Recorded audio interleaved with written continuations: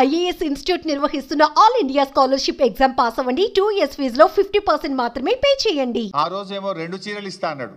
2 చీరలు కాదు కదా, కనీసం జాకెట్ పీస్ కూడా ఇవ్వలేన. జాకెట్ పీస్ కూడా ఇవ్వలే. పండుగ పూట ఆడపిల్లల్ని రేవంత్ రెడ్డి ఏ రకంగా బాధ పెట్టిండో, ఏ రకంగా మోసం చేసిండో, ఆయన డబుల్ స్టాండర్డ్స్ ఇప్పుడు మన మహిళల విషయంలో చూసాం. అదేవిధంగా మూడోది LRS చూపిస్తానా. అప్పుడు LRS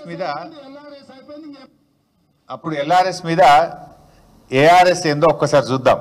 ARS అంటే ఏందనుకుంటున్నారా? LRS అయిపోయింది, MRS తెస్తాడంట. పెద్ద మంచి లేదు, పెద్ద మంచి LRS అంటే అదే MRS కూడా తెచ్చేటట్టు ఉన్నాడు. అదేంటి అంటే మ్యారేజ్ రెగ్యులరైజేషన్ స్కీమ్ సార్. వాళ్ళ రక్తాన్ని పీల్చాలనేటువంటి ఆలోచనతో రాష్ట్ర ప్రభుత్వం ఉంది. వీలైతే అసలు కట్టబాకండి. ఇబ్బడి ముబ్బడిగా మీరు తీసుకొచ్చిన అప్పులన్నింటినీ కట్టడానికి ఆ అప్పుల భారం ఈ రోజు ప్రజల మీద వేస్తా ఉన్నారు. ఈ రకంగా LRS సబ్జెక్ట్ కూడా ఉంది. ఈ LRS సబ్జెక్ట్ సంబంధించింది దానకిషోర్ గారు మీ అందరితో మాట్లాడారు, మేడం గారు కూడా మాట్లాడారు అనుకుంటాను, CS గారు. దీన్ని కూడా మనం చాలా రషప్ చేసి ఏదైతే షార్ట్ ఫాల్ అప్లికేషన్స్ అన్నీ కూడా వాళ్ళు మళ్ళీ అప్లోడ్ చేయడానికి మళ్ళీ మన వాళ్ళు నోటిఫికేషన్ ఏదో ఇచ్చినట్టు, మీకు షెడ్యూల్ ఏదో ఇచ్చినట్లున్నారు. వాటిని కూడా మనం షార్ట్ అవుట్ చేయాల్సిన రెస్పాన్సిబిలిటీ ఉంది. దానికి కావాల్సిన టీములు కూడా కావాలంటే ఐడెంటిఫై చేసుకొని రిక్వెస్ట్ చేసుకుందాం అనుకున్నాం. సో LRS మీద ARS ఏందో చూశారు. LRS అంటే ల్యాండ్ రెగ్యులరైజేషన్ స్కీమ్, మరి ARS అంటే యనమల రేవంత్ రెడ్డి స్కీమ్. ఆ రోజు BRS పార్టీ అధికారంలో ఉన్నప్పుడు LRS ఉచితంగా చేయాలని, పేదల రక్తమాంసాలు పీలుస్తున్నారని, పేదలను ఉసురు పోసుకుంటున్నారని రెచ్చిపోయి మాట్లాడిండు రేవంత్ రెడ్డి గారు, బట్టి విక్రమార్క గారు, ఉత్తమ్ కుమార్ రెడ్డి గారు, కోమటిరెడ్డి గారు, సీతక్క గారు. ఇంకా అందరి వీడియోలు ఉన్నాయి, నేను టైం వేస్ట్ చేయదలుచుకోలేదు. కానీ ఇవాళ ఏమంటున్నారు? డబ్బు కట్టాల్సిందేనట. ఇప్పుడు 15,000 కోట్ల రూపాయల డబ్బు కట్టండి అని అధికారులకు ఛార్జ్ మెమోలు ఇస్తున్నారు. ఏమైంది? ప్రజల దగ్గర డబ్బు కట్టిస్తలేరు. ప్రజల్ని బెదిరించండి, అవసరమైతే కడీలు వీకండి, లేఅవుట్లు కూల్చండి, ప్రజల చేత డబ్బు కట్టించండి అని చెప్పి ఇవాళ ప్రజల రక్త మాంసాలు పీల్చి ఇవాళ LRS డబ్బులు పేద ప్రజల దగ్గర వసూలు చేస్తూ ఉన్నారు. నేను అడుగుతా ఉన్నా, ఆ రోజు ఉచితంగా చేయాలన్న మీరు ఇవాళ పేద ప్రజల రక్త మాంసాలు ఎందుకు పీలుస్తున్నారు? ఎందుకు LRSకు ప్రజలు డబ్బులు కట్టాలి? కట్టద్దు అని బట్టి విక్రమార్క మాట్లాడింది కదా, గదే మాట మేమంటున్నాం. తెలంగాణ ప్రజలారా LRS కట్టకండి. ఆనాటి బట్టి గారి మాటని నేను ఇవాళ చెప్తా ఉన్నా. నిజంగా మీరు మనుషులైతే, మాట మీద నిలబడే తత్వం ఉంటే, పేదల మీద ప్రేమ ఉంటే LRSను ఉచితంగా చేయాలని BRS పార్టీ డిమాండ్ చేస్తుంది. నాలుగోది నిరుద్యోగులు. ఇందులో అయితే త్రిబుల్ స్టాండర్డ్గా, డబుల్ స్టాండర్డ్ కాదు, మనోడు త్రిబుల్ స్టాండర్డ్. ఇది కూడా ఒక్కసారి చూద్దాం. త్రిబుల్ స్టాండర్డ్ అది ప్రతిపక్ష నాయకుడిగా ఆయన పెట్టిన ట్వీట్, అపోజిషన్ లో పెట్టినప్పుడు ట్వీట్, ముఖ్యమంత్రి అయిన తర్వాత మాట్లాడింది. ఒకసారి చదువు రానోళ్లను ఇవాళ ప్రభుత్వం పరీక్షలు వేయాలంటారు, గ్రూప్ 1 పరీక్షలు వాయిదాలు వేయాలంటారు. నేను మా పిల్లలు కూడా పరీక్షలు కొందరు వాయిదారు, కొందరు ముందు కోరు, కొందరు వెనుక కోరు అంటారు. తప్పకుండా పరీక్షలకు సంబంధించి కూడా మా పొన్నం ప్రభాకర్ గారికి చెప్తున్నా, పిల్లలు రోడ్డు ఎక్కే బదులు మన ప్రభుత్వం వినడానికి సిద్ధంగా ఉంది.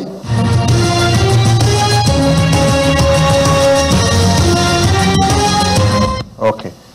సో పోటీ పరీక్షల విషయంలో రేవంత్ రెడ్డిది డబుల్ స్టాండర్డ్ కాదు.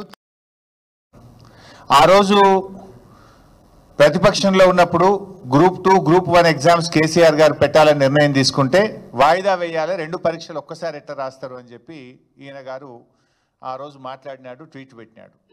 మొన్న ముఖ్యమంత్రి అయిన తర్వాత ఇదే పిల్లలు అశోక్ నగర్లో రోడ్ల మీదకి వచ్చి పరీక్షలు వాయిదా వేయాలంటే ఇది ప్రతిపక్షాల కుట్ర అన్నాడు.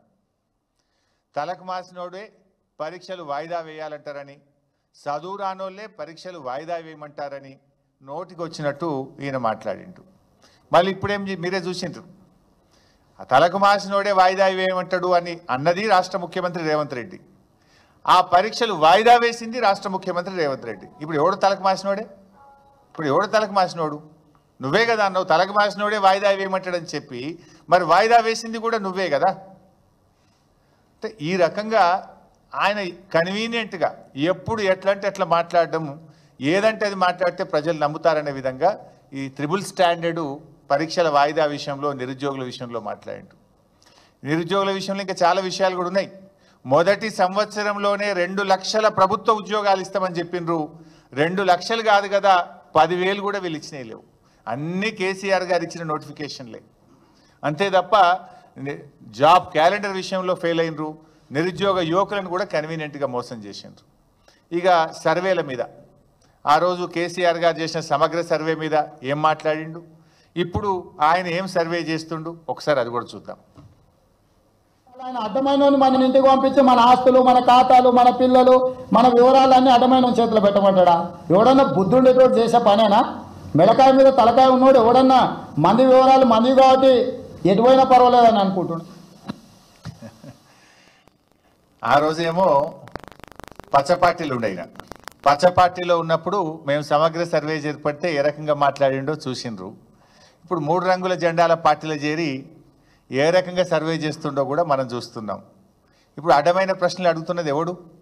ఇవాళ సర్వేలు ఏమేమి అడుగుతుండో మీకు తెలియదా? బైసాబ్ మీ అందరి దగ్గర రాలేదా? నీ ఆస్తి ఎంత, నీకు మోటార్ సైకిల్ ఉందా, నీకు టీవీ ఉందా, నీ గ్రైండర్ ఉందా, నీ కారు ఉందా, నీ ట్రాక్టర్ ఉందా, నీకు భూమి ఉందా, నీ కొడుకు ఏం చేస్తుండని అడ్డమైన ప్రశ్నలు వేస్తున్నాడు ఎవడు? ఇప్పుడు మెడ మీద తలకాయ లేనోడు ఎవడు? ఆ రోజు ఏమన్నాడు? మెడ మీద తలకాయ లేనోడు ఎవడు? వాడు ఇట్లాంటి ప్రశ్నలు అడుగుతారా అన్నాడు. ఇప్పుడు చెప్పాలి రేవంత్ రెడ్డి గారు, అడ్డమైన ప్రశ్నలు ఇస్తున్నోడు ఎవడు, మెడ మీద తలకాయ లేనోడు ఎవడో ఇవాళ ఆయన చెప్పాలి, ఆయనే సమాధానం చెప్పాలి. అంటే నువ్వు ఆ రోజు ఏం మాట్లాడినావు, ఈరోజు నువ్వు అడుగుతున్న ప్రశ్నలు ఏంది, ఈరోజు నువ్వు సర్వే రూపంలో ప్రజల్ని ఏ రకంగా ఇబ్బంది పెడుతున్నావు అన్నది ఆయన నిజస్వరూపం మనం ఈరోజు చూస్తూ ఉన్నాం ఆయనది. ఇక కూల్చివేతల విషయంలో కూడా ఉద్యోగస్తులు 200 గజాలు 400 గజాలు అలా కట్టుకుంటే జేసీబీలు పెద్ద పెద్ద మిషన్లు తీసుకెళ్ళి పాపం నేలమట్టం చేసిండు. క్రిమినల్ వేస్ట్, ఇసుక, సిమెంటు, మిగతాయి ఒకవేళ ఇర్రెగ్యులారిటీ జరిగినా రెగ్యులరైజ్ చేయడానికి చట్టంలో నిబంధన ఉంది. వాళ్ళేం దోపిడీ చేయలే, లేకపోతే వాళ్ళేం దేశద్రోహం చేయలే. వాళ్ళు అమాయకంగా కొనుక్కున్నారు, దాంట్లో కట్టుకున్నారు. ఒకవేళ అనుమతులు లేవనుకోండి, రెగ్యులరైజ్ చేయడానికి you have a certain rules and regulations. Criminal వేస్ట్గా మొత్తం ఉన్న బలంగా నేలమట్టం చేయాల్సిన అవసరం ఉందా సార్? ఇవాళ గవర్నమెంట్ స్కీమ్స్ అనౌన్స్ చేస్తుంది. మీరు గవర్నమెంట్ ల్యాండ్స్లో ఉంటే మీరు రెగ్యులరైజ్ చేయించుకోండి, మీరు బిల్డింగ్లు కట్టుకుంటే రెగ్యులరైజ్ చేయించుకోండి. ఇంకోటి, నువ్వు అయ్యప్ప సొసైటీ కాడికి ఒక ఫార్ములా ఇచ్చేది ఉండే, కట్ ఆఫ్ డేట్ ఇచ్చేది ఉండే.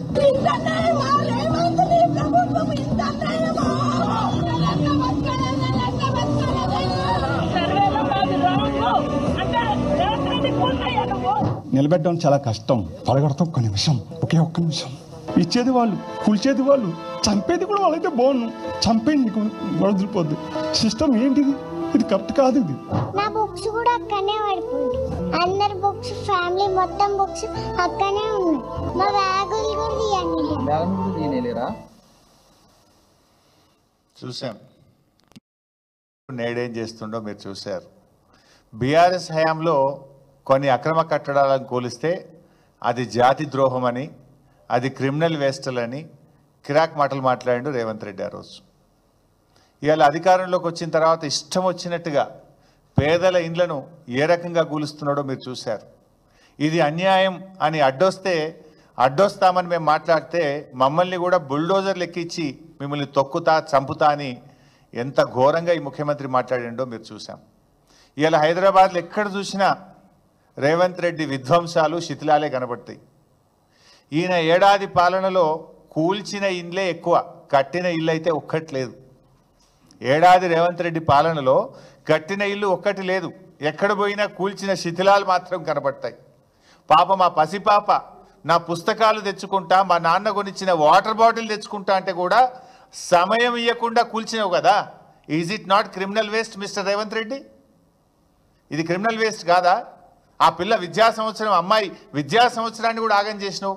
మానవత్వం లేకుండా వాటర్ బాటిల్ని కూడా తెచ్చుకోకుండా కూల్చినవే. మరి ఆ రోజు నువ్వేం మాట్లాడినావు, ఇవాళ నువ్వు చేస్తున్నది ఏందో ఒక్కసారి ఆత్మవిమర్శ చేసుకో. ఇక పోలీస్ ప్రవచనాలు కూడా చూడాలి. ఈయన పోలీసుల గురించి మాట్లాడిన ప్రవచనాలు కూడా ఒకసారి చూద్దాం. Video please. అయ్యా ఏ పోలీస్ అయ్యిందా? పోనీ వారానికి సెలవు వచ్చిందా? గణేష్ పండుగలకో లేకపోతే రంజాన్ పండుగలకు హైదరాబాద్కి డ్యూటీ వేస్తే రోడ్ల మీద 10 రోజులు ఉంటే స్నానాలు చేయక డ్రాయర్ కోసుకపోయి రోడ్డు మీద నేను పోలీసు వాళ్ళ కుటుంబం నుంచి వచ్చిన.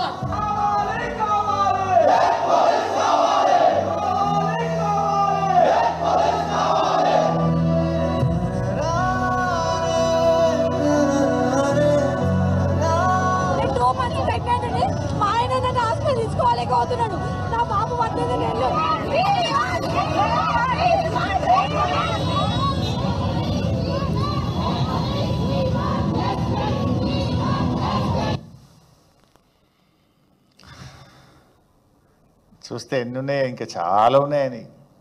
ప్రతిపక్షంలో ఉన్నప్పుడేమో పోలీసుల గురించి కన్నీరు పెట్టి, అధికారంలోకి రాగానే పోలీసులతోని పోలీసుల కుటుంబ సభ్యులతో కన్నీరు పెట్టించాడు. ఆనాడేమో మొసలి కన్నీరు, ఇప్పుడేమో ఆ కుటుంబాలతోని ఆ పోలీసులతో కన్నీరు పెట్టించాడు. ఆనాడేమో డ్రాయర్ కోసుకపోయిన బాధలు నాకు తెలుసు అన్నాడు. ఇప్పుడేమో రేవంత్ రెడ్డి గారు గుండెలు కోసుకపోయేంత బాధలు వాళ్ళతో బాధ పెట్టిస్తున్నాడు వాళ్ళకు. అప్పుడు తనది కూడా పోలీస్ కుటుంబమే అన్నాడు. ఇప్పుడేమో పోలీస్ కుటుంబాలను రాచి రంపాన పెడుతున్నాడు. ఏమడిగినరా పోలీసులు? వీ వాంట్ జస్టిస్ అన్నారు, వీ వాంట్ ఏక్ పోలీసింగ్ అన్నారు. అది వాళ్ళ డిమాండ్ కాదు. ప్రతిపక్షంలో ఉన్నప్పుడు నువ్వు ఇచ్చిన మాట, నీ మాట నిలబెట్టుకో రేవంత్ రెడ్డి, నువ్వు ఆ రోజు ఏ మాట ఇచ్చినవో అది నిలబెట్టుకో అని అడిగిన పాపానికి డిస్మిస్లు, సస్పెన్షన్లు, ఛార్జ్ మెమోలు ఇచ్చినావు. 39 మంది ఉద్యోగాలు కూడా వీకినావు. పోలీసుల చేత పోలీసుల కుటుంబ సభ్యుల్ని అరెస్ట్ చేయించిన ఘనత ఇది రేవంత్ రెడ్డిది. ఇది కాదా డబుల్ స్టాండర్డ్? నిజంగా నువ్వు పోలీస్ కుటుంబం నుంచి వచ్చిన వాడివైతే, చీమునెత్తురుంటే, మాట మీద ఉండేవాడివైతే ఏక్ పోలీసింగ్ చేయాలన్నా వద్దా? వాళ్ళు రోడ్ల మీదకి రాగానే హోంమంత్రిగా, ముఖ్యమంత్రిగా ఉన్న నువ్వు వాళ్ళను పిలిచి మాట్లాడి ఇచ్చిన మాట నిలబెట్టుకొని సమస్యను పరిష్కారం చేయాలి. కానీ వాళ్ళను అరెస్ట్ చేసినావు, డిస్మిస్ చేసినావు, ఉద్యోగాలు ఉడబీకి నీ యొక్క నియంతృత్వాన్ని చాటుకున్నావు. ఇది డబుల్ స్టాండర్డ్. ఇక మద్యం అమ్మకాల మీద ఈయన మాయదారి మాటలు కూడా ఒకసారి చూద్దాం. 10 వార్డులు ఉంటాయి, 20 బెల్ట్ షాపులు అయినాయి. ఇవాళ ఇంట్లో ఆయన తాగుపోతే కష్టం ఉంటే పిల్లగాడు కూడా తాగు వచ్చినాక వానెక్కడ పట్టాలి, ఈయనెక్కడ పట్టాలి? వీళ్ళు చేసే, మీరు కష్టం చేసి సంపాదించింది దాచిపెట్టే రూపాయి బెల్ట్ షాప్ ఉంటే గట్టే పరిస్థితి వస్తే ఇక సంసారాలు ఏమన్నా బాగుపడతాయా? మీరు ఆలోచన చేయండి. ఇవాళ ఎవరైనా పిల్లగాడు తాగుపోతే అయితే పిల్లలు ఇస్తాడా? మీరు ఆలోచన చేయండి అక్కలారా.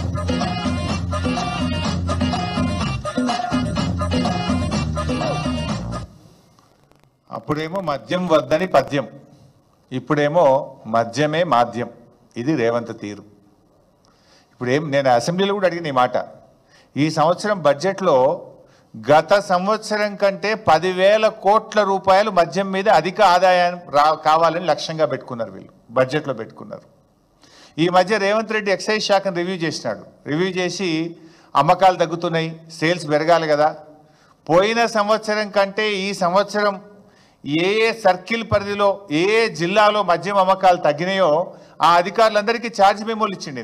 30 మంది ఎక్సైజ్ అధికారులకు, ఎక్సైజ్ సిఐలకు, ఎక్సైజ్ సూపరింటెండెంట్లకు మీ ఏరియాలో మద్యం తక్కువ అమ్ముతున్నది, మీరు అమ్ముతారా అమ్మారా అని ఛార్జ్ మెమోలు ఇచ్చిండు. వాళ్ళకు మిమ్మల్ని ట్రాన్స్ఫర్ చేస్తామో అని బెదిరించాడు. అంటే ఇప్పుడు ఎవడు తాగుబోతారు తెలంగాణ చేస్తుండ్రు రేవంత్ రెడ్డి? ఆనాడేమో గత ప్రభుత్వం మీద విరుచుకపడ్డావు. ఇవాళ అంతకంటే ఎక్కువ 10,000 కోట్లు మద్యాన్ని ఎక్కువగా తాగించాలి, 10,000 కోట్లు అదనపు ఆదాయం రావాలని లక్ష్యంగా పెట్టుకొని ఛార్జ్ మెమోలు ఇచ్చిన రేవంత్ రెడ్డి నిజస్వరూపం ఇప్పుడు మనం చూస్తున్నాం.